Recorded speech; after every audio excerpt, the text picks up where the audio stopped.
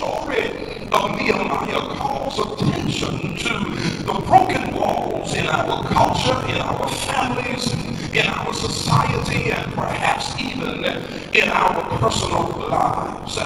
How does one become an instrument of God to rebuild broken walls? The book of Nehemiah is the story of how God raised up one person to lead his people in the midst of a broken situation. In the second chapter, we uncover facts that are critical in preparing for the task of rebuilding. The first thing we need to understand is that if we're going to be agents to rebuild, then we must pray. The most important feature of the two chapters of Nehemiah is prayer.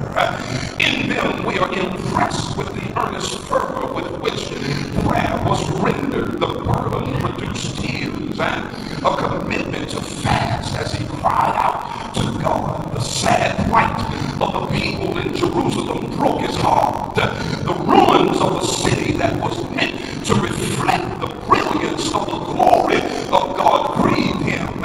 And we ought to look at our society and see how the things are happening right in front of our eyes, and know that the walls of our society have been broken down. When I hear of how senseless robberies and murders are plaguing our community, how our young people are picking up on the scandalous trade of thievery, how the definition of marriage is being misconstrued, how politicians are stepping out of their lanes into the lanes of the preachers of righteousness, our walls have been broken down.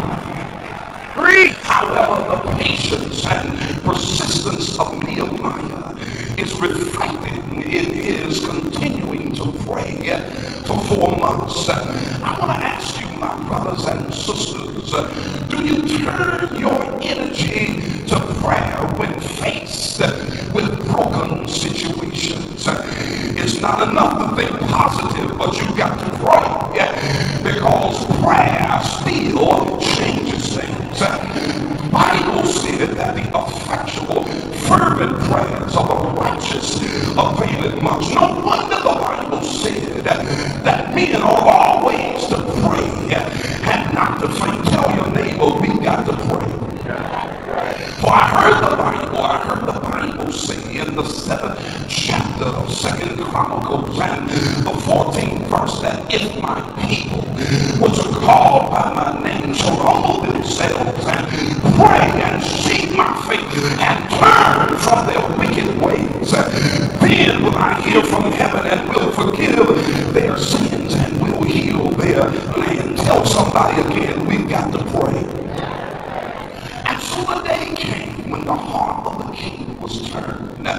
The timing was a part of God's perfect design. And that's why I want to reiterate to you tonight that God has a definite plan for your life. And you may not be ready for this, my friends, but God is going to use some unlikely person to bless his people.